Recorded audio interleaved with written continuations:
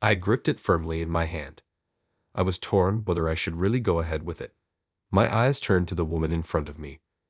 Her cheeks were blushing and her eyes glistened as she looked at me. Seeing her up close was breathtaking. She was so beautiful. I'm sure she must have steeled herself to be here. If that's the case, I'd like to respond to her wishes too because I felt the same way as she did. So I pushed it in all the way. I'll never forget her joy in that moment for as long as I live. What I'm about to tell you is about a fateful reunion with a woman who used to hate me. I'm James Peterson, a 32-year-old gynecologist working in a hospital. Although I am now steadily gaining experience as a doctor and working well, I actually went a long way to become a doctor. I had 2 failed attempts before I got into med school, or rather, I didn't take the exam for 2 years. I was in a top-performing class in high school and within the range of getting into a medical school. But on the day of the preliminary exam, my chronically ill mother collapsed. The exam became the least of my concerns, and I didn't go to the exam center. I spent 2 years supporting my mother, who was on the brink of life and death. It might have been a detour, but there's nothing more important than life, so I have no regrets. Sadly, my mother passed away, but I'm glad that I could be there for her. I always dreamed of becoming a doctor, and through my mother's battle with illness, my desire became even stronger. So 2 years later than my peers, I entered medical school. Now, working as a doctor, a woman transferred to my hospital, the beautiful classmate from high school who used to hate me. Amanda became my patient. Well, it would be more accurate to say that she was always competing with me rather than hating me. Amanda and I went to the same preparatory school. We were always competing for top grades, and she treated me as her rival on her own accord. I didn't particularly feel that she was a rival, but it is true that competing with her motivated me to study harder. Maybe because she saw me as a rival, she was always tough on me.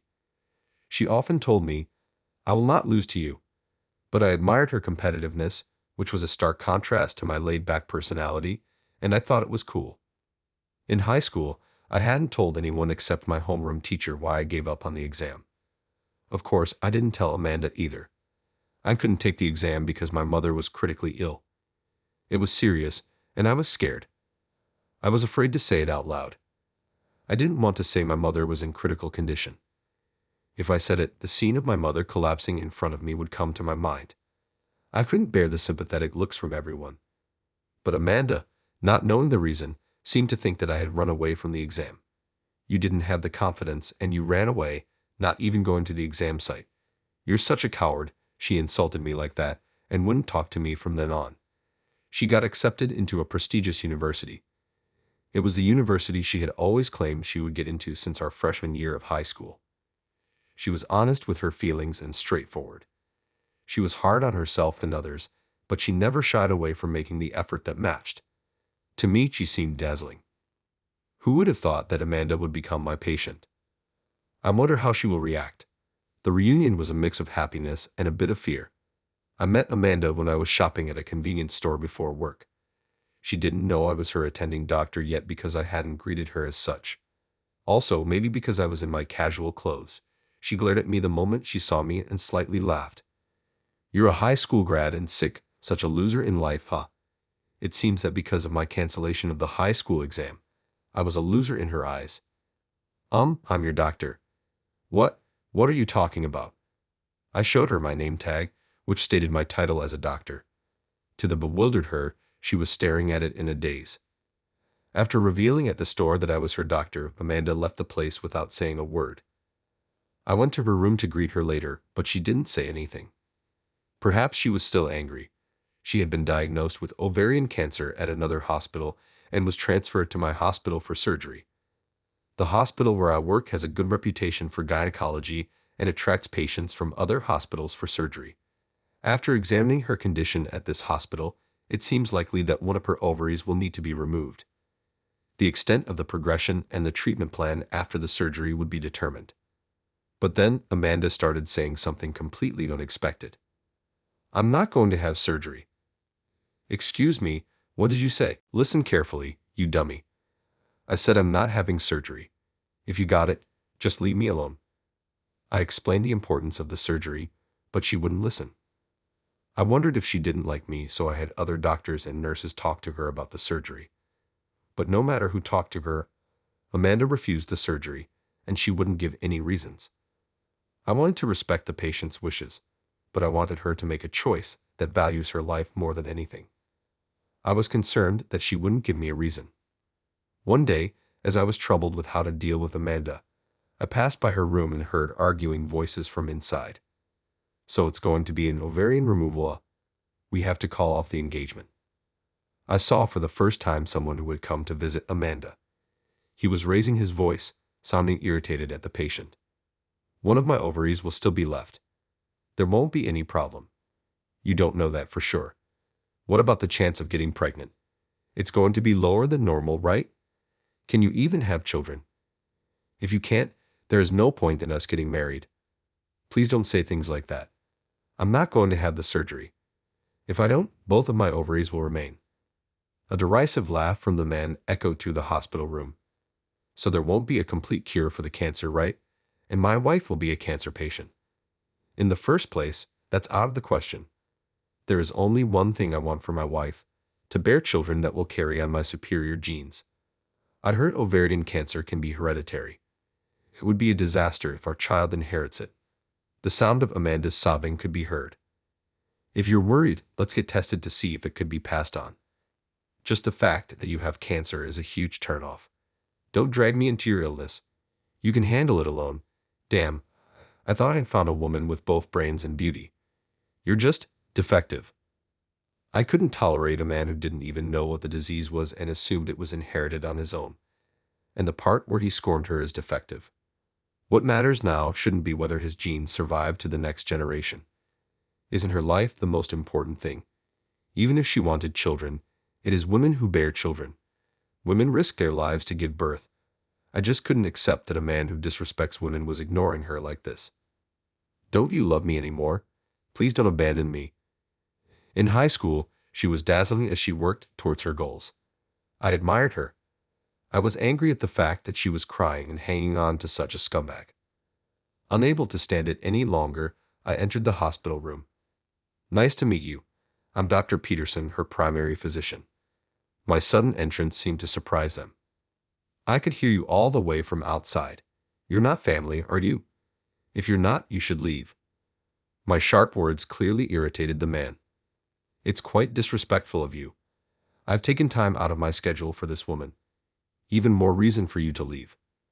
Her valuable time is being wasted talking to you. If you're not idle, you should be on your way. The man clicked his tongue, shooting Amanda a glare. Is it okay if I leave? If I leave, it's really over between us, okay? His tone seemed to contain a mocking laugh as if he was making a fool out of Amanda, watching her cling and cry. He seemed to find amusement. Amanda cried more, her moist eyes alternated between the man and me. The usually strong-willed Amanda was nowhere to be seen. That frustrated me. Do you need to cling to this kind of man? The Amanda I know wasn't someone who compromised on herself. I heard you studied a lot and got a job at a good company. You worked just as hard in college, didn't you? You're an amazing person. Marriage is supposed to be a lifelong decision, right? You don't deserve someone who neglects your life and talks about your genes and defects. The man shouted things like, "You and you're mocking me," as he listened to my words. Amanda was quietly watching me. Perhaps her words sounded younger than the Amanda I knew. At this moment, Amanda seemed like a lost child. Maybe she was doubting her path due to the harsh words from the guy. Yeah, he's unsuitable. There should be someone else who will appreciate and cherish a hard worker like you. So don't lower yourself to the level of a scumbag like him. Upon hearing my words, Amanda closed her eyes and took a deep breath. When she opened them again, there were no signs of tears. Her eyes now regained their shine as she stared down at the man. We're done. Leave now. Oh, you sure you want to talk to me like that? I might forgive you if you apologize now. The man's earlier bravado was gone, and it was obvious that he was bluffing. He'd initiated the cruel conversation, but now he was unsettled by her desire to break up. I've had enough. We're finished. I'm glad I found out how small-minded you are before our marriage. What was I thinking? How did I not notice until now? I can't stand people who look down on the sick or who see women as mere tools for childbirth. I'm baffled as to what I ever saw in you. Leave right now. The man was speechless, having been chastised by the woman he once looked down upon. I opened the door to the hospital room, gesturing outward with my hand. Then, with a smile, I said, "Please never come back." The man looked frustrated and fled. Back with just the two of us in the hospital room, I asked for her permission and took a seat by the bed. Sorry for eavesdropping and barging in, but that guy, he's an absolute jerk. I couldn't stand it. Eavesdropping isn't a good hobby, but I'll forgive you. He used to have his gentle moments, but he showed his true colors when I felt ill. Yet I was already in love with him, shamefully clinging to him. I wonder if my illness weakened me. Did you refuse surgery for his sake? She nodded slightly. It seemed she thought that if she didn't have her ovaries removed, he would stay by her side. But doing so wouldn't cure her illness. Maybe her mind was also weakened by the illness to the point where she didn't understand that. She laughed self-deprecatingly. Oh, you've seen an embarrassing sight of me. I feel completely exposed. She seemed a bit embarrassed, but it might not be fair that she was the only one whose secret was known. I've also hidden something. Can I share it with you? I felt the need to reveal why I didn't take the college entrance exams. I told her about how my mother felt ill, how critical her condition was, and that I had to postpone my exams for 2 years to take care of her. Once I finished, she hit me gently with her pillow. Why didn't you tell me that? At such a tough time, I accused you of running away, didn't I? That's awful. I didn't want to worry you, so I couldn't say it. I thought getting pity would be painful too. Saying this, she hit me again with her pillow. It didn't hurt at all, but each hit made a comical sound. Why should I be considerate of you, my rival? Why wouldn't I worry about you? I told you to keep up with me, didn't I? I'll go to college first and work hard so you can't catch up.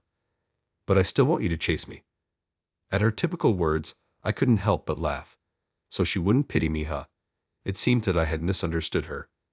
From there, we were engrossed in stories from our student days. She, who had been crying in front of her boyfriend until just now, was regaining her energy, occasionally showing anger or laughter. This is the way she should be.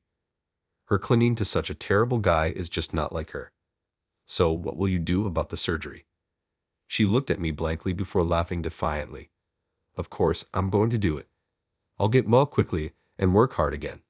I worked hard to get into this company. I'm still going to rise to the top.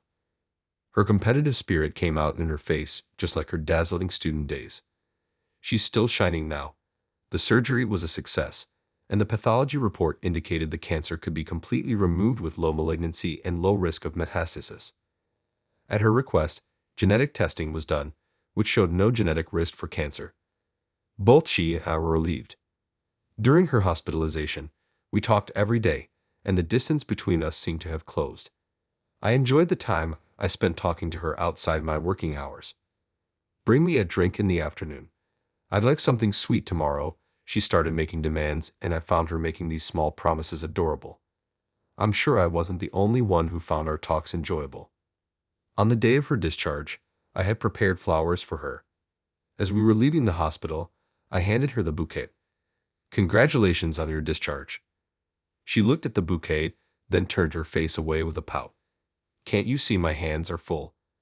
I can't carry any more. Interpreting her response as a refusal to accept, I felt a bit disheartened. Because I can't carry it, bring it to my house, huh? I was still processing what Amanda had just said and stared at her blankly. What did you just say? That's what I said. Since I can't carry it, you bring the flowers to my house. Well, Amanda, I don't know where your house is.